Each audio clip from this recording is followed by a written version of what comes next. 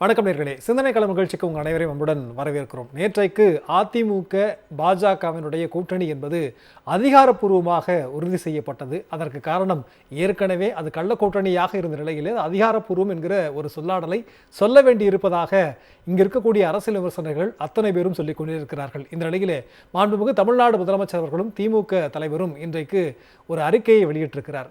இந்த கூட்டணி என்பதே ஒரு ஊழல் கூட்டணி என்று சொல்லியிருக்கிறார். அது மட்டுமல்லாமல் இரண்டு ரைடுகளுக்கு இரட்டை இலையை எடப்பாடி பழனிசாமி அடமானம் வைத்திருக்கிறார்.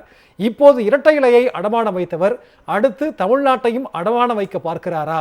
ஏற்கனவே தமிழ்நாட்டினுடைய உரிமைகளையும் அடமானம் வைத்தவர் என்று பல்வேறு கண்டனங்களையும் முதலமைச்சர் அவர்கள் வெளியிட்டிருக்கிறார். அது மட்டுமல்லாமல் அமித்ஷா அவருடைய இந்த பத்திரிகையாளர் சந்திப்பு என்பது அவர் வகிக்கும் பொறுப்புக்கு அழகல்ல, ஊழல் பற்றி அந்த மேடையிலே பேசலாமா, சட்டம் ஒழுங்கை பற்றி நீங்கள் பேசலாமா என்று பல்வேறு கேள்விகளை அவர் எழுப்பியிருக்கிறார். ஆனால் எடப்பாடியினுடைய தரப்பிலிருந்து பதில் என்பது திமுக அச்சம் கொண்டிருக்கிறது என்கிற ஒரே பதிலை அனைவரும் சொல்கிறார்கள். விரிவாக நாம் அதை கடைப்பட்டிருக்கிறோம். இன்றைக்கு நிகழ்ச்சியிலே திமுகவினுடைய தரப்பிலிருந்து ராஜா தமிழ்மாறன் அவர்கள் இணைந்திருக்கிறார்கள். அதே போன்று பத்திரிகையாளர் அரசியல் விமர்சகர் திரு சுவேர் அவர்கள் இணைந்திருக்கிறார்கள். ஸ்கைப் வாயிலாக அருணன் அவர்கள் மார்க்சிஸ்ட் கம்யூனிஸ்ட் கட்சியினுடைய சார்பாக பேராசிரியர், அதே போன்று காங்கிரஸ் கட்சியினுடைய தரப்பிலிருந்து ஹசினா சையத் அவர்கள் இணைய இருக்கிறார்கள். அனைவரை வரவேற்று நாம் நிகழ்ச்சிக்குள் செல்வோம். அனைவருக்கும் வணக்கம். ராஜா, நான் உங்கள்கிட்ட ஆரம்பிக்க விரும்புகிறேன். முதலமைச்சர் அவருடைய அறிக்கை, 2 கட்சிகள் கூட்டணி வைக்கிறது, அது அவங்களுடைய விருப்பம். ஊழல் கூட்டணின்னு நாம் சொல்ல வேண்டிய அவசியம் என்ன? இதில் ஆரம்ப புள்ளி முதல்ல நான் தெளிவாக சொல்லிடுறேன். இனி அது அண்ணா திராவிட முன்னேற்ற கழகம் கிடையாது, அமித்ஷா திராவிட முன்னேற்ற கழகம். ஓகே, அதான் இதோடைய தெளிவான அர்த்தம். நேற்றைய ப்ரெஸ் மீட் வந்து அது மிகப்பெரிய ஒரு உதாரணமாக இருந்துருச்சு. சரி, ஏன்னா ஒரு கட்சியினுடைய தலைவர் ஒரு பிராந்தியத்துக்கு வருகின்ற பொழுது அந்த மாநிலத்தில் இருக்கக்கூடிய யார் தலைமையேற்று நடத்துகிறார்களோ அவங்க தான் வந்து என்ன கூட்டணி, என்ன சீட் ஷேரிங், என்ன பேசிஸில் இந்த கூட்டணி உருவாகுச்சு, என்னெல்லாம் நோக்கத்துக்காக இது உருவாச்சுங்கிற விளக்கத்தை சொல்லுவாங்க. நேற்று அமித்ஷா அவர்கள் தெளிவாக அவரே முன்னின்று இனி இது என்னுடைய கட்சி அப்படிங்கிறத வந்து அவர் பிரதானமாக சொல்லி அந்த ப்ரெஸ் மீட்டை முழுமையாக அவரே நடத்தி முடிச்சுட்டு அவர் கிளம்பிட்டார். ஒரு வார்த்தை கூட அவர் இபிஎஸ் அவர்களுக்கு பேசுவதற்கான வாய்ப்பு கூட வழங்கப்படலைங்கிறது தெளிவாக என்ன தெரியுதுன்னா, முழுக்க இது எடப்பாடி அவர்கள் அடகு வைத்து விட்டார்னு சொல்கிறத விட வித்துட்டார்னு கூட நம்ம வந்து சொல்லலாம். ஏன்னா அவருக்கு என்ன நெருக்கடிங்கிறத நம்ம இந்த இடத்துல நம்ம அவசியம் நம்ம வந்து பார்க்கணும். நீங்கள் திரு எடப்பாடி பழனிசாமி எதிர்க்கட்சியினுடைய தலைவர் அவர்கள், அதிமுகவினுடைய பொதுச்செயலாளர் இருக்கக்கூடிய அவர்கள், அவர் மட்டுமல்ல அந்த கட்சியில் இந்த இடி ரைடில் மாட்டினது. அவர் மாதிரியே தங்கமணி அவர்கள் மாட்டியிருக்கிறார், வேலுமணி அவர்கள் மாட்டியிருக்கிறார், விஜயபாஸ்கர் அவர்கள் மாட்டியிருக்கிறார்கள், நீங்கள் இன்னும் சொன்ன ராஜேந்திர பாலாஜி அவர்கள் மாட்டியிருக்கிறார்கள். இப்படி ஒரு பட்டியலிட்டம்னு சொல்லி சொன்னால் அந்த கட்சியில் இருக்கக்கூடிய பெரும்பான்மை தலைவர்கள் ஒன்றிய அரசினுடைய இடி ரைடில் மாட்டி இன்னைக்கு வரைக்கும் அந்த கேஸுகளில் இருந்து விடுவிக்கப்படாமல் முழுமையாக கட்டுப்பாட்டுக்குள் கொண்டு வரப்பட்ட நிலையில் இருக்கிறார்கள். சரி, அதற்கு உச்சகட்ட நிலை என்ன தெரியுங்களா? இவர்களை கூட்டணிக்கு கொண்டு வரணும், இனி வந்து அதிமுகவை கபலீகரம் பண்ணணும், ஆக்டோபஸ் முழுங்குற மாதிரி வந்து வலை விரிச்சுக்கிட்டே வந்தாங்க. எல்லா இந்த எட்டு கை இருக்கிற மாதிரி எல்லா பக்கம் பிடிச்சி முடிச்சாச்சு. ஃபைனலாக அந்த தலையை மட்டும்தான் முழுங்க வேண்டி பாக்கி இருந்துச்சு. அதுக்கு தான் என்ன பண்ணாங்கன்னு சொல்லி சொன்னால், அவருடைய எடப்பாடி பழனிசாமி ஐயா அவர்களுடைய சம்பந்தி ராமலிங்கம் அவர்கள் மீது ஒரு 10 நாள் முன்னாடி ஒரு ரெய்டை ஒன்று நடத்தினாங்க. அந்த அவருடைய சம்பந்தியினுடைய சகலை அவர்கள் ஏற்கனவே வந்து இடி ரைடில் மாட்டின வகையில் பெங்களூரில் இருக்கக்கூடிய பெரும்பான்மை சொத்துக்கள், வெளிநாடுகளில் இருக்கக்கூடிய சொத்துக்கள், தமிழ்நாட்டில் இருக்கக்கூடிய ஸ்டார்ச் ஃபேக்டரி முதற்கொண்டு நிறைய பிரச்சனைகளுக்குள்ள மாட்டி எல்லா ரெக்கார்டும் உள்ளே போயிருச்சு. இறுதி கட்டமாக வந்து அவருடைய சம்பந்தியை பிடிச்சாங்க. சம்பந்தியை பிடிச்சது மட்டும் கிடையாது, இறுதியாக அவருடைய மகனுக்கும் வலை விரிக்கப்பட்டு விட்டது. இப்ப அவருக்கு வந்து வேற வழியே கிடையாது, டோட்டலா சரண்டர் ஆகிறது ஒண்ணுதான். சரி, ரெண்டாவது அவருக்கு வந்து இது ஒரு பெரிய கஷ்டமெல்லாம் இல்லை. அவருக்கு அவரு சொத்தை காப்பாத்திக்கணும். அவர் தான் அமைச்சரா இருந்த நிலையில, தான் முதலமைச்சரா இருந்த நிலையில அவர் என்னெல்லாம் பண்ணிக்கிட்டாரோ, அவர் குடும்பத்தில் இருக்கக்கூடிய என்னெல்லாம் சேர்த்து வச்சுக்கிட்டாங்களோ அதெல்லாம் காப்பாத்திக்கணுமேங்கிற நோக்கம் ஒண்ணுதான் இருந்துச்சு. இதுதான் அங்க இருக்கக்கூடிய பல முன்னாள் அமைச்சர்களுக்கு இல்ல. நிச்சயமா நீங்க சொல்றது சுயநலத்திற்காக அடகு வைத்தார்ல, வித்துட்டாருன்னு நான் சொல்லுவேன். நீங்க விமர்சனம் பண்றீங்க. அவரை வந்து வளைக்கிறது அவ்வளவு ஈஸியெல்லாம் எல்லாம் வாங்கன்னா வந்துருவாருன்னு நீங்க வந்து சொல்றீங்க. ஆனா அமித்ஷா அவர்கள் வந்து ஒரு ட்வீட் போட்டதுக்கு பிறகும் கூட டெல்லியில வந்து எடப்பாடி பழனிசாமி அதை ஒத்துக்கல. நேற்றைக்கு கூட காலையிலிருந்து எடப்பாடி தோ இப்ப வர்றார் அப்ப வர்றார், அமித்ஷா 4 மணி நேரமா காத்திருக்கிறார் அப்படின்னு. அப்படியெல்லாம் அமித்ஷாவையே காக்க வைத்த எடப்பாடியை நீங்க இப்படி அண்டர் எஸ்டிமேட் பண்ணலாமா? இது எல்லாமே பெரிய டிராமா. ஏன்னு கேட்டுக்கிட்டீங்கன்னா, அவருக்கு ஒரே ஒரு அஜெண்டா ஒண்ணுதான் இருந்துச்சு. ஒரே சமூகத்துல இன்னொரு தலைவர் அவருக்கு தேவையில்ல. என்ன நீங்க அண்ணாமலை மட்டும் நீங்க எடுத்து கொடுத்துருங்க, எங்க சமூகத்துல ஒரே ஆள் இன்னொரு ஆள் தேவையில்ல, நீங்க வேற யார வேணாலும் வச்சுக்கோங்க, நீங்க என்ன சொன்னாலும் நான் கேட்கறதுக்கு தயாரா இருக்கேன். ஸோ அவருக்கு அஜெண்டா அது ஒண்ணுதான் இருந்துச்சு. ஏன்னா இவங்க 2 தான் எளியும் போனையுமா சண்டை இருந்துகிட்டு இருந்தது. நீங்க அந்த ஏற்பே அவருக்கு கிடையாது. அப்படின்னா அவருடைய மனநிலை எந்த அளவுக்கு குறுகிய மனப்பான்மைன்னு நீங்க பாத்துக்கோங்களேன். அப்ப அந்த ஒரு டிமாண்டுக்கு தான் எனக்கு தெரிஞ்ச வரைக்கும் காலையில இருந்து சாயந்தரம் வரைக்கும் இழுத்துக்கிட்டு இருந்த மாதிரி தெரியுதே ஒழிய, மத்தபடி அவரெல்லாம் டோட்டலா சரண்டர். ஓகே, அப்ப டிமாண்டுங்கிறது அது மட்டும் தான், அவ்வளவுதான் இருந்திருக்க முடியும். ஆனா நீங்க காமன் மினிமம் அஜெண்டாலாம் நாங்க வந்து செட் பண்ண போறோம். நீங்க அதெல்லாம் வேணாம். என்ன காமன் மினிமம் ப்ரோகிராம், நீங்க என்னென்ன விஷயங்களுக்கு நீங்க வந்து பேசணும், நீங்க வந்து ஒரு நீங்க ஒரு பேட்டியில நீங்க சொல்லும் பொழுது நீங்க என்னெல்லாம் சொல்ல வேண்டியது இருக்குன்னு சொன்னா, நீட்ல நம்ம விளக்கு கேட்கிறோம். சரி, அதற்கு நீங்க வந்து என்ன நிலை எடுத்திருக்கீங்க? ஏன்னா நீங்களே தீர்மானம் நிறைவேற்றி நீங்க வந்து ஜனாதிபதிக்கு அனுப்பிச்சு வச்சீங்க. அது ரிஜெக்ட் ஆனது 2 வருஷமா சொல்லாம வச்சுக்கிட்டு இருந்தீங்க. அது ஒரு நிலை. நீங்க நிதி ஆதாரங்கள் தமிழ்நாட்டுக்கு கூடுதலாக தேவைப்படுகிறது, அதற்காக நாங்க டெல்லி சென்று நாங்க அமைச்சர் அவர்களை சந்தித்து வந்தோம்னு சொல்லி ஒரு 15 நாள் முன்னாடி இந்த அவருடைய சம்பந்தி ரெய்டுகள்லாம் ஆன பிறகு போய் அதுக்கு காம்ப்ரமைஸ் பேசிட்டு வர்ற நிலையில வெளியே வந்து ஒரு கதை விட்டாரு. நாங்க நிதி கேட்டோம். அதே மாதிரி தொகுதி மறுவரை பாராளுமன்ற தொகுதிகளுக்கு செய்கின்ற பொழுது தமிழ்நாட்டினுடைய உரிமைகள் பாதிக்கப்படாத வண்ணம் இருக்க வேண்டும் அப்படின்னு எல்லாம் வந்து அன்னைக்கு கதை விட்டுக்கிட்டு இருந்தாரு. இன்னைக்கு நான் யதார்த்தமா கேட்கிறேன், இதெல்லாம் எங்க போச்சு? இப்போ தமிழ்நாட்டினுடைய நலனுக்காக நாங்கள் இதையெல்லாம் கேட்டிருக்கிறோம், இதையெல்லாம் பரிசீலனை செய்வதாக அவர்கள் ஒத்துக்கொண்டிருக்கிறார்கள். குறைந்தபட்சம் ஏத்துக்கிட்டாங்கன்னு கூட சொல்ல வேண்டாம். இப்ப நம்ம வந்து கூட்டணி ஆட்சியில இப்பதான் அவங்க வந்து கை நனைச்சிட்டு போயிருக்கிறாரு. அடுத்தடுத்து தானே அதை பேசுவாங்க. நீங்க முதல் நாளே எல்லாம் எதிர்பார்த்தா மன்னிக்கணும். நீங்க பொண்ணு மாப்பிள்ளையும் கல்யாணம் பண்றது முடிவு பண்ணிட்டீங்கன்னா முன்கூட்டியே எல்லா டேர்ம்ஸும் ஒத்து போனாதான் நீங்க கல்யாணத்துக்கே போக முடியும். நீங்க வந்து நாங்க கலந்துக்குவோம், நாங்க எல்லாம் சேர்ந்துக்குவோம், அப்புறம் கல்யாணத்துக்கு உட்கார்ந்து பேசுவோமானா இல்ல கல்யாணத்துக்கு அப்புறம் பேசுவோமானா? ஓகே, ஒரு கூட்டணிங்கிறது கிட்டத்தட்ட வந்து ஒரு குடும்ப உறவு மாதிரி தான். என்ன நோக்கத்துக்காக நம்ம அடுத்த தலைமுறைக்கு நல்லபடியா கொண்டு போகணும், இந்த குடும்பம் விருத்தி பெறணும், நல்லா இருக்கணுங்கிற நோக்கத்துக்காக தான் ஒரு திருமணம் நடைபெறும். அதுதான் கூட்டணிகள். இல்ல, அவர் எடப்பாடி பழனிசாமி அங்கதான் மாறுபடுறாரு. நீங்க வந்து ஒரு கூட்டணிங்கிறது கிட்டத்தட்ட ஒரு குடும்பம் மாதிரின்னு, அவர் கூட்டணிலாம் அப்படி எல்லாம் கிடையாதுங்க, அது எலெக்ஷன் மாறும், கொள்கை மட்டும் தான் நிலையானது அப்படிங்கிறாரு. எந்த கொள்கை? திமுக எதிர்க்கிறது. மன்னிக்கணும், நீங்க அப்பா நீங்க அந்த அப்படின்னா தெளிவா கிளியரா வச்சுக்கலாம். திமுக தமிழர்களுடைய நலனுக்காக போராடுகின்ற கட்சி. அப்ப திமுக நலனுக்காக போராடாத ஒரு நிலையில் இருக்கக்கூடிய ஒரு எடப்பாடி பழனிசாமி, திமுகவின் நலனுக்கு எதிராக போராடுகின்ற பாரதிய ஜனதா கட்சி, இது இரண்டும் கூட்டணியில் சேர்ந்தது ஆச்சரியப்படத்தக்க ஒரு விஷயமும் அல்ல. அவர்களுக்கு பணம் பண்றது ஒண்ணுதான் நோக்கம், அவங்களுக்கு தமிழ்நாட்டை அழிக்கிறது தான் நோக்கம். அப்ப அவங்க சேர்ந்தது நியாயம் தான். அவங்களுக்கு நியாயமான எதிரியா இருக்கிறது தமிழர்கள் நலன் காக்க போராடுகின்ற திராவிட முன்னேற்ற கழகமும் அதனுடைய கூட்டணி கட்சிகளும். அதைத்தான் நம்ம தலைவர் இன்னைக்கு தெளிவா சொன்னாங்க. 2 ரெய்டுக்கே உங்களால முடியலையே, நீங்க எல்லாம் வந்து தமிழ்நாட்டை காப்பாத்துறதுக்கு நீங்க நிக்க போறீங்களா? நீங்க பேசுற நான் அப்படி புரிஞ்சுக்கிறேன். அப்போ எப்ப பார்த்தாலும் தமிழ்நாட்டுடைய உரிமைகளை பறிக்கிற பாஜக, அதை அடை வைக்கிற அதிமுக, அவங்களுக்கு எதிராக திமுக தலைமையிலான கூட்டணி எதிர்நிலையில் இருக்கிறது அது பெருமைதான். அது நியாயமே கூட. கண்டிப்பா வராது. கண்டிப்பா பேசுவோம், அடுத்த சுற்றுகளில் பேசுவோம். அருணன் சார், நீங்க எப்படி பார்க்கறீங்க? நேற்றைக்கு கூட்டணி அமைந்திருக்கிறது, முதல்வர் கடுமையாக விமர்சித்திருக்கிறார். 2 பேர் கூட்டணி வைக்கும் போது நம்ம வந்து விமர்சனம் பண்ணணுமா? அருணன் சார் கேக்குதுங்களா? இப்ப கேக்குது, கொஞ்சம் சரியா பேசுங்க. நேற்றைக்கு கூட்டணியை உறுதிப்படுத்திருக்கிறாங்க முதலமைச்சர் அவர்கள். இது வந்து ஊழல் கூட்டணி உருவாததுக்கு காரணமே ஊழல் தான் அப்படின்னு விமர்சிச்சிருக்கிறார். நீங்க எப்படி பாக்குறீங்க? என்ன பொறுத்த வரையில இந்த கூட்டணியை துரோக கூட்டணி. தமிழ்நாட்டுடைய உரிமைகளை எல்லாம் பறிக்கிற ஒரு ஆட்சி தான் மோடியுடைய ஆட்சி. வரிசையா நீட்ல இருந்து இப்ப கடைசியா மொழி பிரச்சனையில இருந்து கடைசியாக தொகுதி மறுசீரமைப்பு வரைக்கும் தமிழ்நாட்டுடைய அரசியல் அதிகாரத்தை பறிக்க போறாங்க. தமிழ்நாடு மட்டுமல்ல, ஒரு 8 மாநிலங்கள், குறிப்பாக தென் மாநிலங்கள். இந்த விவகாரங்கள்ல பூரா அவர் அனைத்து கட்சி கூட்டத்துக்கு வந்துகிட்டாரே ஒழிய, அதுலயும் கடைசியாக நடந்த நீட்டு கூட்டத்துக்கு வரல. எடப்பாடி கட்சியை சொல்றேன். எல்லாத்தையும் வந்துகிட்டு வெளியில வந்து வேற மாதிரி பேசுறது. ஆக உள்ளே வெளியேன்னு அப்பவே நாடகம் போட ஆரம்பிச்சிட்டார். மக்கள் புரிந்து கொள்வாங்க, இவருடைய இந்த துரோகத்தை என்கிற காரணத்தினால அதெல்லாம் நெருக்குவாட்டில்தாயா கூட்டணி அப்படின்னு ஆரம்பிச்சார். அப்ப திடீர்னு அமித்ஷாவை போயிட்டு பார்த்துட்டு வந்து அப்போ இன்னும் கூட்டணி முடிவாகல அப்படின்னு சொன்னார்.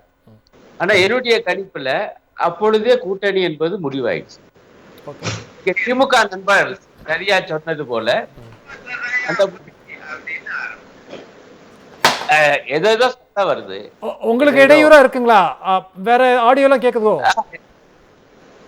வேற ஏதோ வர சத்தம் எல்லாம் கேக்குது. ஓகே ஓகே, நான் சரி பண்ண சொல்றேன் சார், நான் சரி பண்ண சொல்றேன், ப்ளீஸ் நீங்க தொடருங்க. நான் பேசுறேன். திமுக நண்பர் சொன்னது போல அதுல மிக முக்கியமாக ஒரு 3 காரணங்கள். முதல் காரணம் ரைடுகள் தான். அதுதான் அவங்க வேலை. ஒரு கட்சியை பிடிக்கணும்னா ரைடு தான். மகாராஷ்டிராவில் என்ன நடந்துச்சுன்னு நமக்கு எல்லாருக்கும் தெரியும்.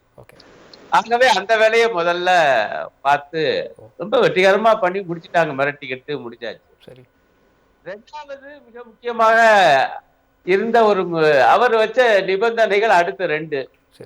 ஒன்று அண்ணாமலையை மாத்தணும், இன்னொன்று இந்த ஓபிஎஸ் தினகரன் கோஷ்டி, சசிகலா கோஷ்டி அதிமுகவில் சேர்க்க சொல்லக்கூடாது.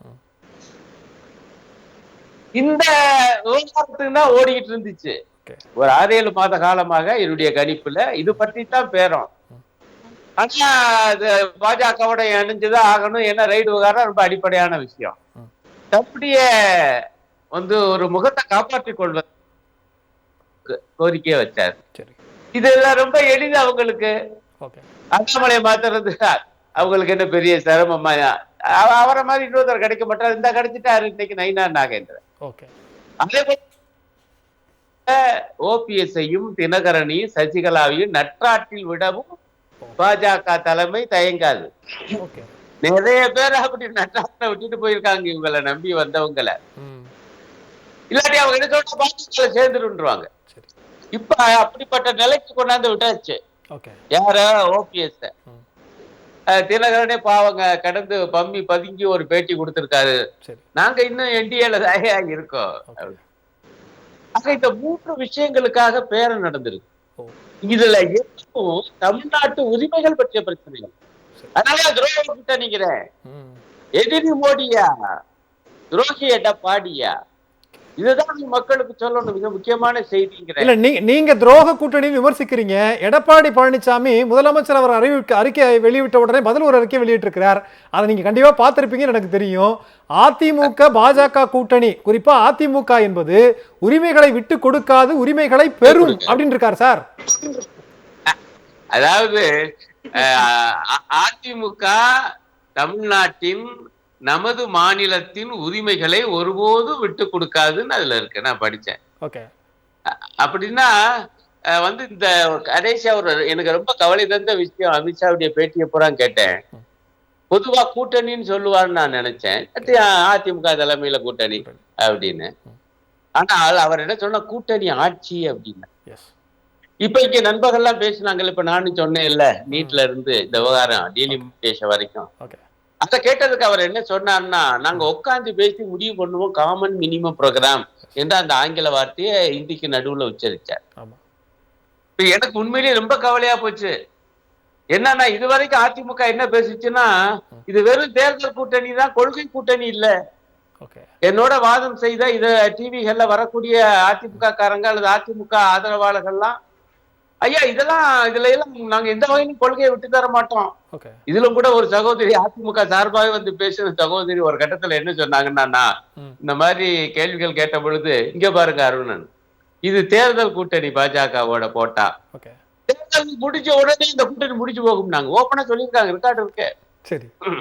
இப்ப என்ன இருக்குன்னா, நாங்க அண்ணாமலைய மாத்துறோம், ஓபிஎஸ் நட்டாட்டுல விடுறோம், ஆனா நீங்கள் எங்களோடு ஆட்சியை பகிர்ந்து கொள்ள வேண்டும்.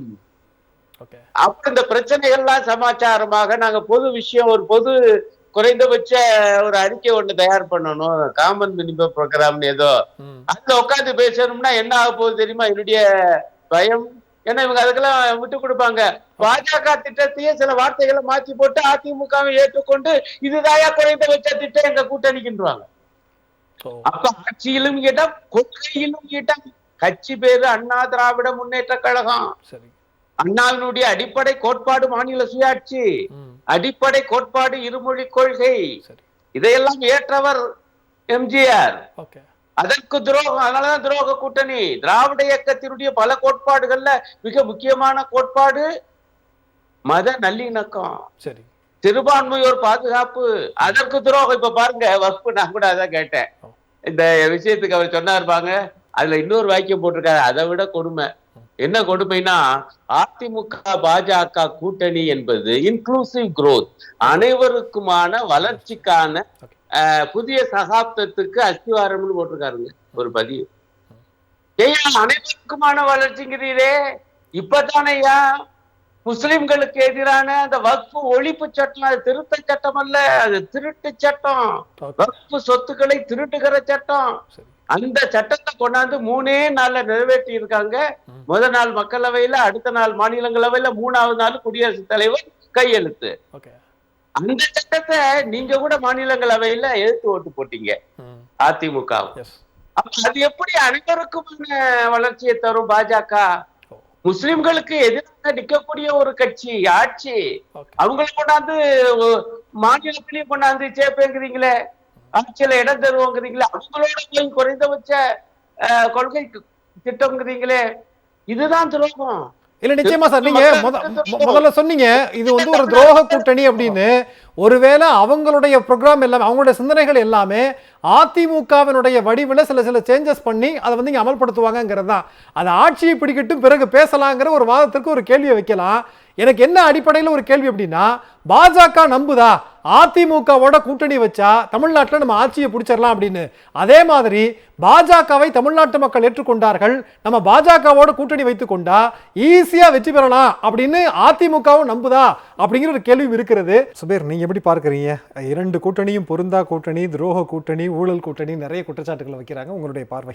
எடப்பாடி பழனிசாமிலாம் அந்த எட்டப்பன் துரோகம் கேள்விப்பட்டிருப்போம் இல்லையா? அது வாழுகிற எட்டப்பன் தான் எடப்பாடி பழனிசாமி. ஓகே, ஒரு துரோகம் 2 துரோகம் இல்லை. முதல்ல அவரை வந்து முதலமைச்சராக ஆக்குன அந்த மேயர் சசிகலாவுக்கு துரோகம் பண்ணாரு.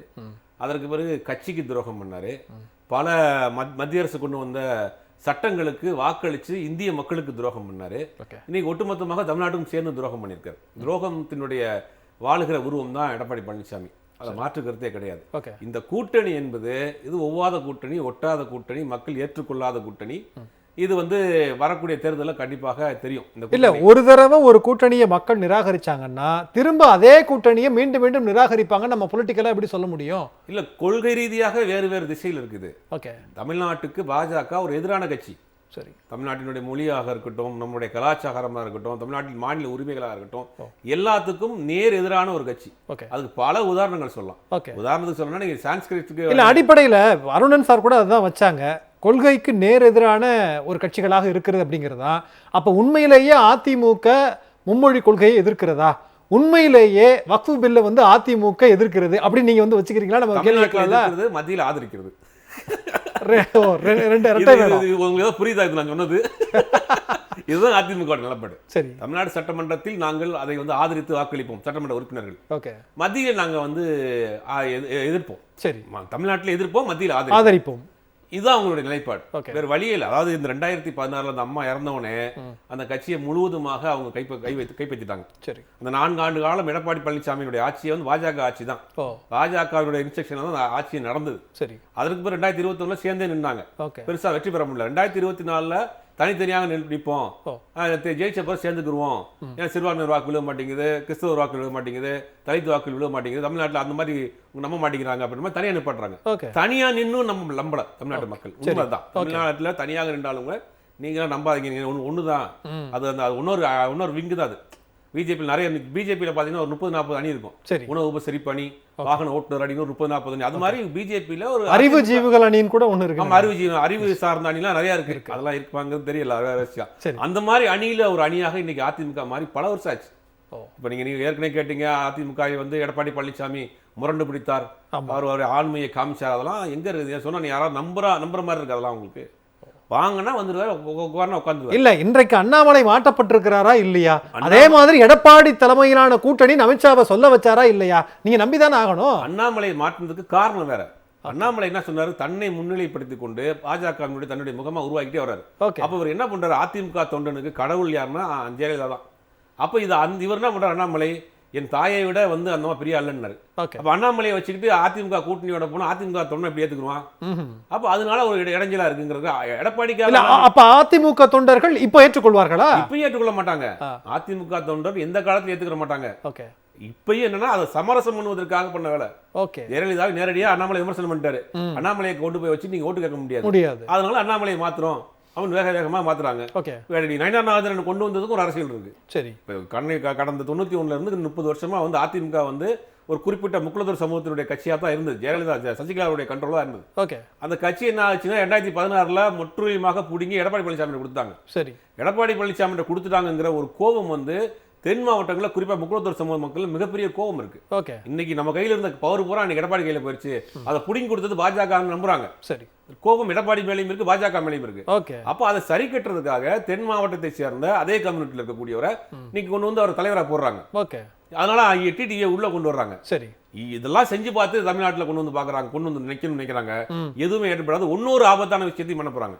எப்படி மகாராஷ்டிராவில் ஏக்நாத் சிண்டேவை காமிச்சு ஓட்டு வாங்கிட்டு சரி அடுத்து வந்து இவங்க பாஜகவை சேர்ந்த ஒருத்தர் முதலமைச்சர் ஆகினாங்க. அதே மாதிரி தான் எடப்பாடி பழனிசாமி நடக்க போகுது.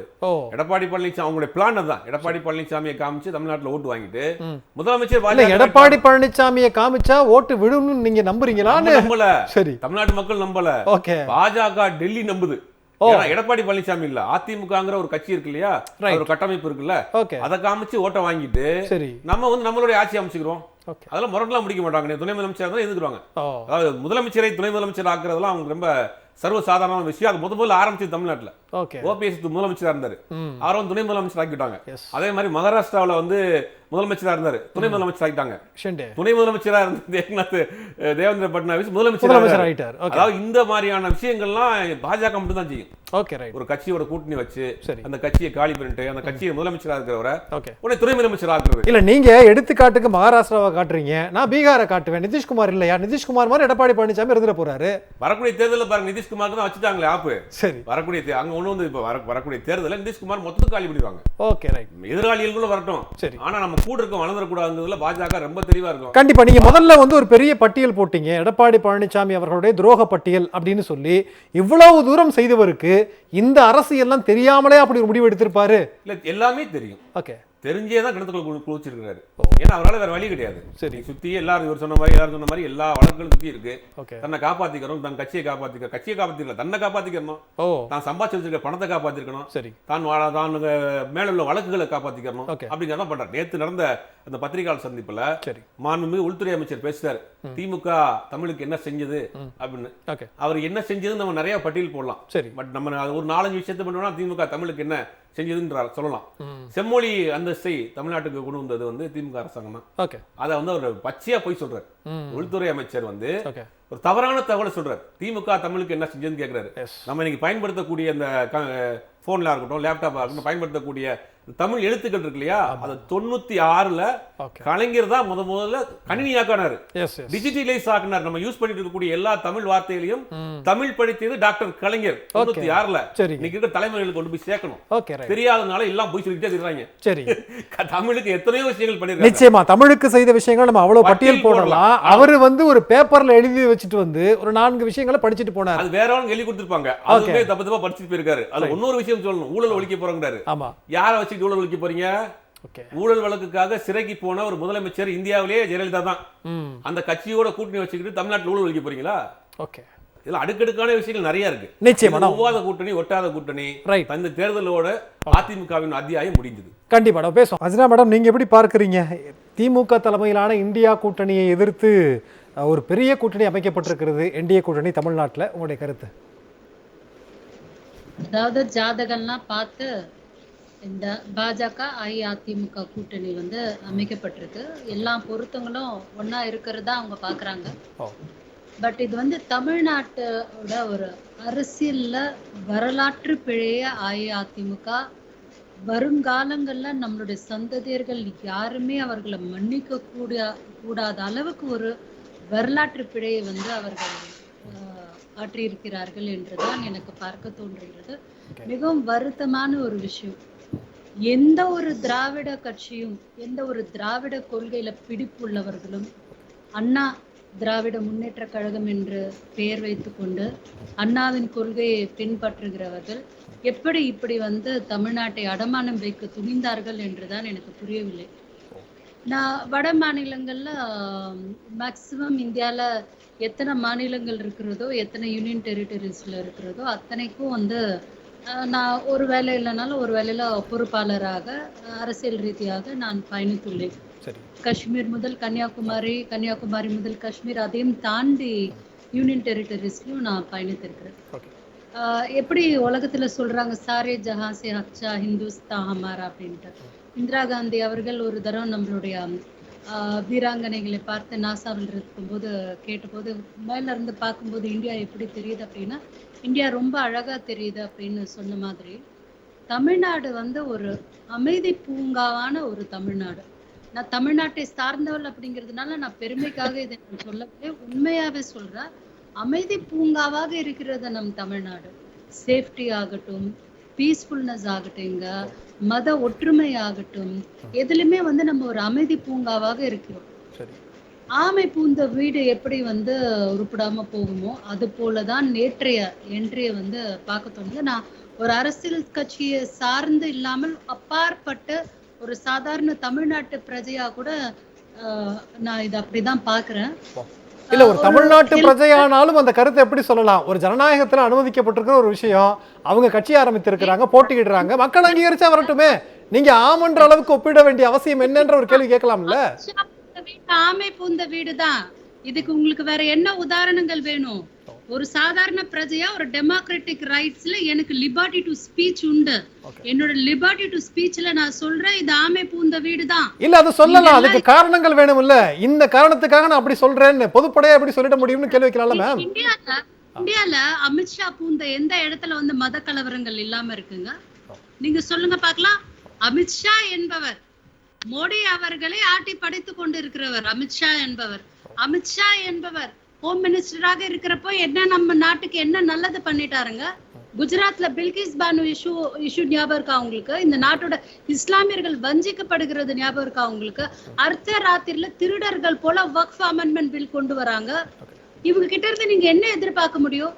தமிழ்நாட்டுக்கு எதனா நல்லது பண்ணிருக்காங்களா? வேட்டியை கட்டிட்டு போஸ்ட் கொடுத்ததை தவிர மோடி அவர்கள் தமிழ்நாட்டுக்கு என்ன நிதி கொடுத்திருக்கிறாரு? நேச்சுரல் கலாமிட்டி ஃபண்ட்ஸ் எதனா நமக்கு கொடுத்திருக்கிறாரா?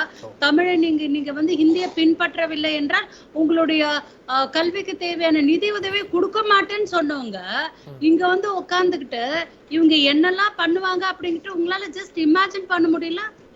அப்படியே கிளாரிட்டியா கிறிஸ்டல் கிளியரா இருக்குங்க. கூடிய சீக்கிரம் அஇஅதிமுக இப்ப அடமானத்துக்கு தான் போயிருக்கு. அடமானத்துல போய் அவர்கள் மூழ்க போகிறார்கள். இல்ல அவங்களுடைய கருத்து என்னவா இருக்குன்னா, நாங்க ஏற்கனவே 2018 கூட்டணி வச்சோம், 2019 தேர்தலை சேர்ந்து சந்திச்சோம், 21 சந்திச்சோம், 24 இல்லதான், மீண்டும் அந்த கூட்டணி நாங்க வந்து வைக்க போறோம், உடனே நீங்க அடமானம் எப்படி சொல்ல முடியும் அப்படின்னு கேக்குறாங்க அவங்க. கள்ள கூட்டணிங்க, இது ஒரு கொள்கை இல்லையா ஒரு கட்சிக்கு? இந்த நாட்டை சூறையாடி கொண்டு இருக்கிறவர்கள். அப்ப உங்களுக்கு இந்த நாட்டுல அப்ப அமித்ஷா மோடி அவர்களுக்கு தான் RSS சித்தாந்தம், RSS மீது பிடிப்பு, அவர்களுக்கு இந்த நாட்டின் சிறுபான்மையினர் ஓட்டோ, தலித்துகளுடைய பட்டியலினத்தவர்கள் ஓட்டோ அவங்களுக்கு தேவையில்லை. மக்களை வந்து நசுக்கி பிடிக்கிறார்கள். நீங்களும் அதே மாதிரி கொள்கைக்கு தானா? ஒரு பதவிக்காக பதவி ஆசைக்கு நீங்க ஆசைப்பட்டுட்டு போறீங்க. கூட்டணி எப்படி அமைய போகுது? ஒருவேளை நீங்க கண்டிப்பாக ஜெயிப்பதற்கான வாய்ப்பு கிடையாது. ஏன்னா தமிழக மக்கள் கண்டிப்பாக உங்களை நிராகரிக்கத்தான் போகிறார்கள். பாஜகவை தமிழக மக்கள் என்றைக்குமே ரசித்ததே கிடையாது. அவர்களால் நீங்கள் பெரும் தோல்வியை வந்து நீங்க தழுவதான் போகிறீர்கள். இப்போது இருக்கக்கூடிய திமுக காங்கிரஸ் கூட்டணி மக்களுக்கு நிறைய நல்ல விஷயங்களை செய்திருக்கிறது. ஓவராலா ஒரு ஓட் ஸ்ட்ராட்டஜி அப்படின்ட்டு நீங்க பாத்துக்கிட்டீங்கன்னா தமிழ்நாட்டுல மக்கள் தொகை 4.5 கோடியில இருந்து 5 கோடி அப்படின்னா 1.5 கோடி மக்கள் டைரக்ட் பெனிஃபிஷியரிஸா இருக்காங்க. திமுக கூட்டணியில மக்களுக்கு வந்து டைரக்டா போனஸ். நிச்சயமா மேம், அப்ப நான் அப்படி எடுத்துக்கிறேன். அவங்க வந்து தோக்க போறது தெரிஞ்சே தோல்வியை உறுதி செய்தே ஒரு கூட்டணியை வைத்திருக்கிறாங்க அப்படிங்கிற உங்களுடைய பார்வையை எடுத்துக்கிறேன். அடுத்த சுற்றுகள்ல பேசலாம். ராஜா தமிழ் மாறன் சொல்லுங்க. அப்படி எடுத்து விட நீங்க இப்படி எடுத்துக்கோங்க. ஒரு கேட்வேவை வந்து ஓபன் பண்ணி கொடுத்திருக்காங்க. ஒரு அழிவுக்கு, சுனாமி போன்ற அழிவுக்கு அஇஅதிமுக பாஜகக்கு ஏற்கனவே ஒரு 4 எம்எல்ஏ அப்படின்ட்டு ஒரு கேட்வே ஓபன் பண்ணி கொடுத்தாங்க. அப்படியே வந்து கொஞ்சம் இடத்த கொடுத்தா மடத்தை பிடிக்கிற கதை நீங்க வந்து கேள்விப்பட்டிருப்பீங்க. கொஞ்சம் கொஞ்சமா அந்த குரங்கு கதை உங்களுக்கு தெரியும் நினைக்கிறேன். தானே ஒழுங்கா பங்கு போட்டுக்க முடியாம தான் கிட்ட வந்த அந்த இதை கொண்டு போயிட்டு நரிக்கிட்டயும் ஓனா கிட்டயும் சிங்க கிட்டயும் கொடுத்து அதை பங்கு போடுறேன்ட்டு கடைசியில ஒண்ணுமே இல்லாம நின்னாங்க பாருங்க. அஇஅதிமுக தன்னைத்தானே அழித்துக் கொள்வதோடு நில்லாமல் இவர்களோட கூட்டணியால ஒரு சில பாஜக இல்ல நீங்க பேசும்போது எனக்கு எப்படி தோணுது அப்படின்னா, பாஜக கூட யாருமே கூட்டணி வைக்கவே கூடாது, அவங்க தனியா தான் இருக்கணும் அப்படின்னு ஒரு காங்கிரஸ்காரரா பேசுற மாதிரி எனக்கு தோணுது. நீங்க அப்படி எல்லாம் நினைக்காதீங்க. ஒரு இந்திய நாட்டோட பிரஜையா நினைத்து பாருங்க. இவங்க நமக்கு என்ன நல்லது பண்ணிருக்காங்க நினைத்து பாருங்க. உலக அரங்குல தமிழ்நாடு மட்டும் இல்ல, இந்தியாவை எப்படி பேசுறாங்க நினைத்து பாருங்க. நம்மளோட தமிழ்நாட்டை சார்ந்த வாசன் போன்றவர்கள் வக்ஃப் பில் வரும்போது அதை ஆதரிக்கிறார்கள். அன்புமணி ராமதாஸ் அவர்கள் வந்து வெளிநடப்பு செய்கிறார்கள். அப்ப இவங்க எல்லாம் பின்னாடி இருந்து பாஜகவை வந்து அந்த மதவாத சக்தியை வந்து இயக்கக்கூடிய ஒரு சக்தியாக இருந்து கொண்டிருக்கிறார்கள். இங்க இருக்கும்போது இஸ்லாமியர்கள் மேல புல்டோசரை செலுத்துகிறார்கள் பாஜக. ஆனா வெளிநாட்டுகளுக்கு போனா மோடி அவர்கள் வந்து ஷேக்குகளை கட்டி அணைத்து அவர்களிடம் வந்து பரஸ்பரம் அன்பு பாராட்டுகிறார்கள். நிச்சயமா பேசுவோம். நம்ம அடுத்த சுற்றுகள்ல பேசலாம். கண்டிப்பா இந்துஸ்தான்ல இருக்கிற இந்தியாவுல இருக்கிற இஸ்லாமியர்கள் வேண்டாம் அவருக்கு. கண்டிப்பா ராஜா தமிழ்வார். இதுல நம்ம தொடர்ந்து விமர்சிக்கிறோம். முதலமைச்சர் அவர்கள் அறிக்கை கொடுத்த உடனேயே எடப்பாடி பழனிசாமி சொல்றார், நாங்க கூட்டணி வச்சதும் முதலமைச்சர் அவர்களுக்கு தூக்கம் வரல, அவரு வந்து பதட்டத்துல இருக்கிறார், நீங்க பயந்துட்டீங்க அப்படின்னு அவர் சொல்றார். நான் ஒரு சேலத்துக்காரனா ஒரு சில வரலாறு சேர்த்து சொன்னாதான் அவரை பற்றி முழுசாக தெரியும். சரி, அவருடைய சித்தப்பா பையன் கொலை செய்யப்படுகிறார். அந்த வழக்கில் இவர் மீது குற்றம் சாட்டப்படுகிறது. அதை சேலம் மாவட்டத்தில் இருக்கக்கூடிய அன்றைய அமைச்சராக இருந்த முத்துசாமி அவர்களிடம் சென்று பஞ்சாயத்து பேசி செட்டில்மெண்ட் முடிச்சவர் எடப்பாடி பழனிசாமி அவர்கள். அவருக்கு துரோகத்தை செய்துவிட்டு செங்கோட்டையன் அவர்களிடம் செல்லுகிறார். செங்கோட்டையன் அவர்களிடமிருந்து அரசியல் பயின்று ஒரு 10 ஆண்டு காலம் பயணித்த பிறகு அவருக்கு துரோகத்தை செய்துவிட்டு தலைமைக்கு செல்லுகிறார். பிறகு ஜெயலலிதா அம்மையாருக்கு துரோகத்தை செய்துவிட்டு அங்கிருந்து சசிகலா அவர்களிடம் அடைபுகிறார். அதுக்கப்புறம் சசிகலா அம்மையாருக்கு துரோகத்தை செய்துவிட்டு தான் அடுத்த கட்டமாக யார் அந்த அம்மா வீட்டில் வேலை செஞ்சவங்கெல்லாம் தலைவராக நாங்கள் ஒத்துக்க முடியுமான்னு கேட்டது தான் இவருடைய அரசியல் வளர்ச்சி. சரி, அப்போ அண்ணா சொன்னாங்க, நம்மளுடைய சகோதரர் சொல்லிக்கிட்டு இருந்தாங்க துரோக கூட்டணினாங்க. அவருடைய குணம் அடிப்படையிலேயே அவருடைய வளர்ச்சியை வந்து முழுக்க துரோகத்தினால் ஆனது மட்டும்தான். அதுல எல்லளவும் நமக்கு வந்து சந்தேகம் வேண்டாம். அவருக்கு வந்து உண்மையில சொல்லணும்னு சொன்னா ஏதோ குத்துமதிப்பா ஏதோ ஒன்று சொல்லணுங்கிறதுக்காக மட்டும்தான் சொல்றாரே ஒழிய அவருக்கு சொல்றதுக்கு எந்த அருகதையுமே கிடையாது. ஏன்னா முழுசா அவர் போய் மாட்டியாச்சு. அவர் தப்பிக்கிறதுக்கு வழி இல்லை. ஏதாவது ஒன்று சொல்லணும், என்ன சொல்லலாம் அப்படிங்கிற நோக்கத்தில் நேரம் முதலமைச்சரை தவிர அவர் சார்ஜ் பண்றதுக்கு வேற ஒன்றும் அவருக்கு சூழ்நிலை இல்லை. இப்போதைக்கு என்ன சொல்ல முடியும் அப்படி வசமா மாட்டி இருக்கும் பொழுது. அப்ப அவரை பொறுத்தவரை அவருடைய வார்த்தைகளுக்கு எந்தவித முக்கியத்துவம் நாம் தர வேண்டிய அவசியம் இல்லை. அதுல அர்த்தம் இருக்காது. சரி, நம்ம அப்படிதான் எடுத்துக்கணும். நீங்க அடுத்து இன்னொன்று முக்கியமான விஷயத்தை நான் பதிவு பண்ண விரும்புகிறேன். நம்முடைய சகோதரி சொல்லிக்கிட்டு இருந்தாங்க, நம்ம ஒரு காமன் மினிமம் ப்ரோக்ராம் அவங்க சொன்னாங்க இல்லையா, இன்னைக்கு 50 ஆண்டு காலமாக தமிழ்நாட்டை நாம் கடுமையான முயற்சி கொண்டு வளர்த்தி வந்திருக்கோம். சரி, இது அதிமுகவுக்கும் சில நேரங்களில் எம்ஜிஆர் அவர்களாலும் சரி அம்மையார் ஜெயலலிதா அவர்களாலும் சரி நலன்கள் பல வகையில் பாதுகாக்கப்பட்டு தான் வந்துச்சு. சரி, அதை மிகப்பெரிய அளவில் அந்த அக்கறை கொஞ்சம் கூட இல்லாமல் முழுமையாக அடகு வச்சதும் விற்றதும் எடப்பாடி பழனிசாமிங்கிற வரலாற்று பிழை இன்னைக்கு தெரியாது. இன்னொரு 10 வருஷம் 15 வருஷம் கழிச்சு பார்க்கும் பொழுது யார் இந்த கட்சியை முடிச்சாங்க, யார் இந்த கட்சிக்கு பிரச்சனை உருவாக்குனாங்க, எப்படி சீரழிவு ஏற்பட்டதுங்கிறத பார்த்தோம்னு சொன்னா உறுதியா அது திரு எடப்பாடி பழனிசாமி ஐயா அவர்களால் நடந்ததுங்கிற வரலாறு உறுதியா பதியப்படும். இதுல என்ன கொடுமைனா அந்த கட்சியோட தொண்டர்கள் நிலை தான் வந்து மிகவும் வருத்தத்துக்குரியது. ஏன்னு கேட்டுக்கிட்டீங்கன்னா இவங்க எப்படி வேணாலும் சேர்ந்துக்கிட்டு போயிடலாம், இவர் பணத்தை பாதுகாத்துக்கிட்டு போயிடலாம். களத்துல போய் ஓட்டு கேட்கறதுக்கு அதிமுகவினரும் பாரதிய ஜனதா ஒன்னா போனா மக்கள் அடிச்சு விரட்டுறதுனாலதான் கிட்டத்தட்ட இருக்கு. அவங்க என்ன நம்புறாங்கன்னா திரும்ப திமுக அரசு மீது ஒரு ஊழல் அப்படிங்கிற குற்றச்சாட்டை வைக்கிறாங்க. என்னதான் இருந்தாலும் அதிமுக காரன் திமுக ஓட்டு போட மாட்டான்னு ஒரு ஓட் பேங்க் இருக்கும், அவங்க நமக்கு தான் ஓட்டு போடுவாங்க அவங்க நம்புறாங்க. இல்ல அது அப்படியே இருக்கா? தமிழ்நாட்டு மக்கள் அப்படி அந்த அளவுக்கு வந்து நீங்க ஏமாளிகள் அல்ல, சொல்றதையெல்லாம் நம்புறவங்க இல்ல, பகுத்தறி உள்ளவங்க. நீங்க ஊழல் கூட்டணினா எது தெரியுமா? கூட்டணி 70,000 கோடி ரூபாய் ஊழல் செய்து விட்டார் அஜித் பவார், அப்படின்னு சொன்ன உடனே அவர் மீது நடவடிக்கைகள் எடுக்கப்படும் சொன்ன உடனே 10 நாள் அஜித் பவார் என்ன பண்றாரு, போய் பாரதிய ஜனதா கூட்டணியில் சேர்ந்துடுறாரு. சேர்ந்த பிறகு அதற்கு பிறகு அவருடைய சொத்துக்கள் விடுவிக்கப்படுகின்றன. அவர் ஆட்சி அமைப்பதற்கு உதவி செய்கிறார். அப்ப என்னன்னா வாஷிங் மிஷின் கட்சியா இருக்கக்கூடிய பாரதிய ஜனதா கட்சி இதே ஃபார்முலா தான் எல்லா ஸ்டேட்லயும் செஞ்சுட்டு வருது. மக்களுக்கு தெரியுது. மக்களுக்கு தெரியாம என்ன இருக்கு? நீங்க அந்த ஸ்டேட்டை மட்டும் நான் சொல்லல, நீங்க அவங்கள பொறுத்தவரைக்கும் என்னன்னு கேட்டீங்கன்னா மிரட்டி பணிய வைப்பாங்க. இல்லைன்னு சொன்னா தான் யார் கூட கூட்டணி வச்சிருக்காங்களோ அவங்க கிட்ட இருந்தே அவங்களோட எம்எல்ஏக்களை பறிச்சு அவங்க கூட பழகியே கெடுக்கிற பழக்கம் பாரதிய ஜனதா கைவந்த கலை. மொத்தத்தில் இலக்கு என்னன்னு கேட்டீங்கன்னா தேர்தல் நின்று எங்கேயும் பல இடங்கள் ஜெயிக்க மாட்டாங்க. சரி, திருட்டு வழியா எம்எல்ஏக்களை விலைக்கு வாங்கி எம்எல்ஏக்களை மிரட்டி இப்படிதான் அவங்க ஆட்சி பண்ணிட்டு வந்திருக்காங்க. கடந்த 4 ஆண்டு காலம் எடப்பாடி பழனிசாமி அவர்கள் ஆண்ட பொழுது கூட பாத்தீங்கன்னா முழுக்க அது அதிமுகவோட ஆட்சி அப்ப கூட நடைபெறல. நீங்க நம்மளுடைய தலைமைச் செயலகத்துல வந்து ரெய்டு நடந்துச்சு, அதெல்லாம் என்ன ஆச்சு நீங்க நல்லா நினைச்சு பாருங்க. தலைமைச் செயலகத்துல பணம் எடுத்ததா கூட சொன்னாங்க. என்ஃபோர்ஸ்மெண்ட் டைரக்டரேட் ரெய்டு, சத்தமே இல்லையே. எங்க செட்டில்மெண்ட் போச்சு? 2017 டிமானிட்டைசேஷன் அப்ப சேகர் ரெட்டி கிட்ட பிடிச்ச பணம் எங்க போச்சு? இவங்க கிட்ட எல்லாம் பிடிச்ச பணம் எங்க போச்சு?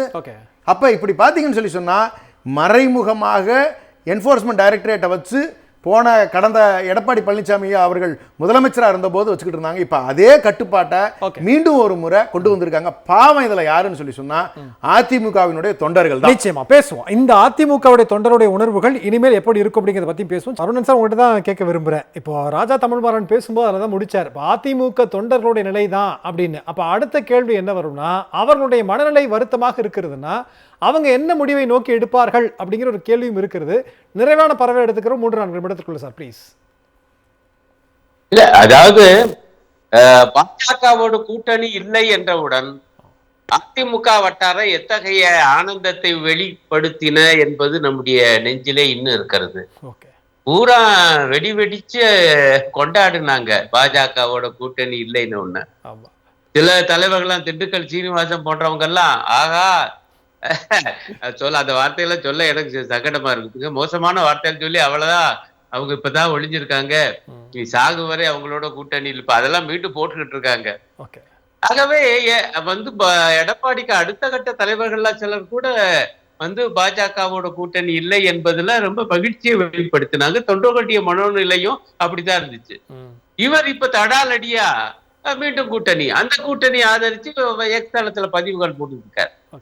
ஆகவே நிச்சயமாக இதுக்குள்ள சிக்கல் வரும். குறிப்பாக உங்களுடைய செய்தி தொடர்பாளராக இருந்து ஜெயக்குமார், அவருடைய மனோநிலை எப்படி இருக்கும் என்று எனக்கு தெரியல.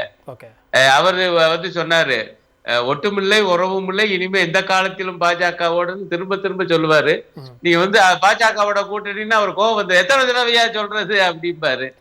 இப்ப அவரெல்லாம் சத்தத்தை காணா, அதை பத்தி என்ன விளக்கம் சொல்ல போறாரு என்னவென்றெல்லாம் தெரியல. நிச்சயமாக அதிமுக தொண்டர்களுடைய மனோநிலை ரொம்ப குழப்பத்துலதான் இருக்கும்.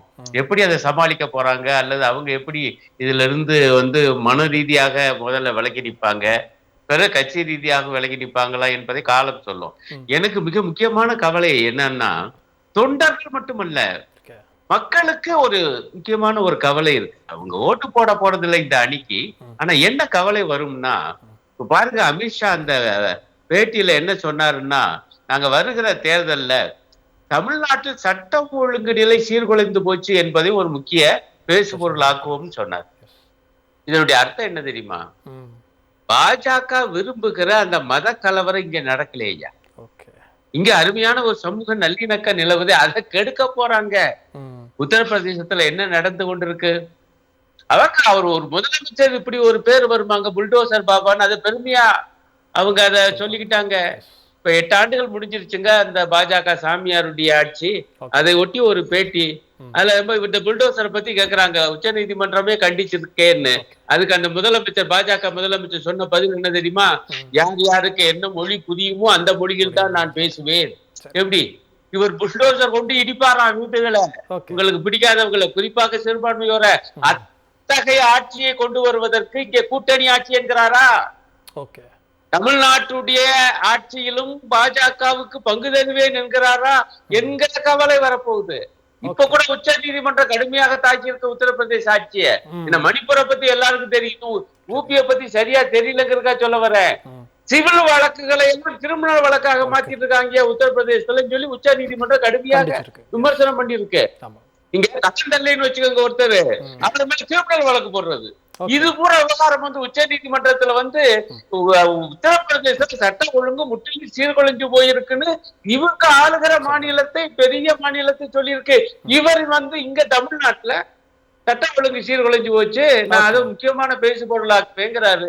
நிச்சயமா சார், நீங்க சொல்ற அந்த கருத்து முதலமைச்சருடைய அறிக்கையிலும் கூட இருக்கிறது. அமைதியான மாநிலத்தை பார்த்து அமைதியை சீர்குலைப்பதற்காக அமித்ஷா பேசுகிற மாதிரி இருக்கிறது அப்படின்னு தன்னுடைய அந்த அறிக்கையில அவர் பதிவு பண்ணியிருக்கிறார். கண்டிப்பா நான் நிறைவான பார்வையை நான் அடுத்து சொல்லுங்க சார், சொல்லி முடிச்சிருக்கேன் ப்ளீஸ். இல்ல அதான் இந்த மாதிரியான ஒரு பாஜக ஆட்சியோட கூட்டணி என்று சொல்ல அண்ணா திராவிட முன்னேற்ற கழகத்தின் பொதுச் செயலாளருக்கு எப்படியா மனசு வந்துச்சு? இதுதாயா பக்கா துரோகம் என்று மிக கவலையோடு நிச்சயமாக தமிழ்நாடு மக்கள் இருக்கிறார்கள் என்பது என்னுடைய கணிப்பு. நிச்சயமா. சுபேர், உங்களுடைய நிறைவான பார்வை சுருக்கமா? இல்ல, அதிமுக வந்து நேற்று அமித்ஷா கையில வந்து ஒரு வெள்ளை பேப்பர்ல கையெழுத்து போட்டு கொடுத்துட்டார். நீ ஷீட் ஷேரிங்கா இருக்கட்டும், நீ அந்த தேர்தலே வந்து பாஜக தான் நடத்த போகுது. அதிமுகவினுடைய பேனரை வைத்துக்கொண்டு பாஜக நடத்தி தமிழ்நாட்டில் பாஜக குறுக்கு வழியில் ஏதாவது ஒரு ஆட்சியை பிடிக்கணும்னு நினைக்கிறாங்க. மகாராஷ்டிரில் பண்ணக்கூடிய அதே இது. அது நேற்றே அந்த ஒரு வெள்ளை பேப்பரில் ஒரு எடப்பாடி பழனிசாமி கொடுத்துட்டார். நீ ஷீட் ஷேரிங்காக இருக்கட்டும், கூட்டணி கட்சியுடைய பேச்சுவார்த்தை எல்லாமே நீ பாஜக தான் நடத்த போகுது. இது ஒரு மிக மிக மிக ஒரு ஆபத்தான விஷயம். இது மட்டும் கிடையாது, இனி இது அடுத்து வரக்கூடிய நாட்களில் தமிழ்நாட்டை அவர்கள் உற்று நோக்கி ஏதாவது செய்வதற்கு அருண் சார் சொன்ன மாதிரி நிறைய வேலைகள் இருக்கு. இங்கே ஏதாவது ஒரு பிரச்சனையை அவங்க கிளப்பிட்டே இருப்பாங்க.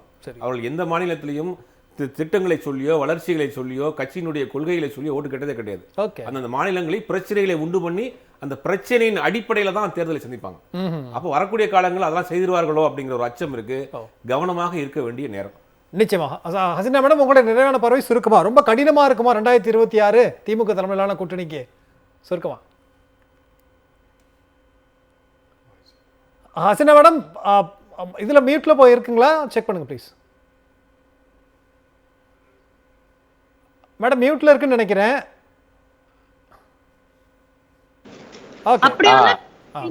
கண்டிப்பாக இருக்காது. போன வாட்டி கூட்டணி வச்சு என்ன சாதிச்சுட்டாங்க? 4 எம்எல்ஏ தானே ஜெயிச்சாங்க. தமிழ்நாடு ரொம்ப டிஃப்ரெண்ட்டுங்க. சவுத் இந்தியா ரொம்ப டிஃப்ரெண்ட். இவங்களுக்கு எப்படி ஆங்கிலேயர்களுக்கு இந்தியா மேல அப்படி அதீதமான ஆசையோ அத மாதிரி இவங்களுக்கு தென்னகத்து மேல ரொம்ப அதிக ஆசை. கர்நாடகா ஆகட்டும், கேரளா ஆகட்டும், தமிழகம் ஆகட்டும், இவங்க அடிக்கடி வந்து அந்த கரையை நோக்கி அந்த வேவ்ஸ் வந்துட்டே இருக்கும்ல, அப்படியே அலைகள் வர மாதிரி வந்துட்டு டச் பண்ணிட்டு போவாங்க. பட் கண்டிப்பா வந்து மக்கள் இவர்களை வந்து ஏத்துக்க மாட்டாங்க. அப்படி ஒன்றும் பெரிய ஸ்ட்ராங்கான கூட்டணிலாம் இது கிடையாது. விஜய் எப்படி ஓட்ட பிரிக்கிறாரு, யாரோட ஓட்ட பிரிக்கிறாரு அப்படிங்கறத பொறுத்து இந்த தேர்தல்ல ஒரு ஸ்லைட்டான ஒரு ட்விஸ்ட் இருக்கும். பட் நான் ஏற்கனவே சொன்ன மாதிரி திமுக கூட்டணி மக்களுக்கு நிறைய விஷயங்கள் டைரக்ட் பெனிஃபிஷியரிஸ் 1.5 கோடிக்கு மேல இருக்காங்க. தேவையான ஓட்டுகள் அப்படின் போது 50-75 லட்சம் ஓட்டு இருக்கும்போது கூட்டணிகளோட எல்லாம் சேர்ந்து அந்த ஜெயிக்கிறதுக்கான மார்ஜினல் ஓட்டை வந்து ஒரு வின் சிச்சுவேஷன்ல, ரொம்ப டஃப்பான எலெக்ஷன் சொல்ல முடியாது, பட் கொஞ்சம் டஃப்பான எலெக்ஷன் தான். ஒரு வின் சிச்சுவேஷன்ல கண்டிப்பா ஜெயிக்க முடியும். சிறுபான்மையினரோ பட்டியலினத்தவர்களோ அதிகமாக இருக்கக்கூடிய தொகுதிகள்ல வந்து ஈஸியான ஒரு கேக் வாக் இருக்கும் திமுக காங்கிரஸ் கூட்டணிக்கு. பட் வேற கொஞ்சம் இந்த ஆர்எஸ்எஸ் பெல்ட், கொங்கு பெல்ட், இந்த கோயம்புத்தூர் இந்த மாதிரி ஏரியாஸ்ல எல்லாம் வந்து கொஞ்சம் டிஃபிகல்ட்டா இருக்கும். நயினார் நாகேந்திரன் அவர்கள் உள்ள வரும்போது அந்த பெல்ட்டும், திருநெல்வேலி அந்த சைடு அந்த பெல்ட்டும் கொஞ்சம் ஓரளவுக்கு டிஃபிகல்ட்டா இருக்கும். கன்னியாகுமரியை பொறுத்த வரைக்கும் எப்பவுமே காங்கிரஸோட ஒரு ஸ்ட்ராங்கான பெல்ட் தான், பிளஸ் கம்யூனிஸ்டோட பிரசன்ஸும் இருக்கு. கேரளாவோட எஃபெக்ட் வந்து அங்க அதிகப்படியா தெரியும்.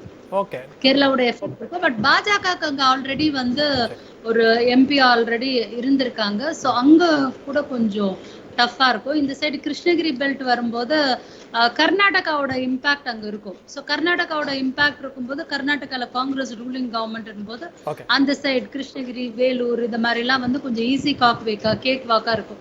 தர்மபுரியில இந்த பாமக வந்து எப்படி குழப்ப போகுது, சேலத்துல அவரோட ஓன் பெல்ட், பகுதி பகுதியாக அப்படி பார்க்கலாம், பொறுத்திருந்து பார்க்கலாம். 2026 மக்கள் வந்து என்ன மாதிரியான முடிவுகள் எடுக்கிறாங்க அப்படிங்கிற நிறைவேற்றிட்டு யாருக்கும் கொடுக்க முடியல, ஏன்னா நேரம் இல்லை, அதனால மன்னிக்கணும். நிகழ்ச்சியில் பங்குண்ட விருந்தினர் எத்தனை பேருக்கும் மிக்க நன்றி. எங்களை மீண்டும் நிகழ்ச்சியில் சந்திக்கலாம். நன்றி, வணக்கம்.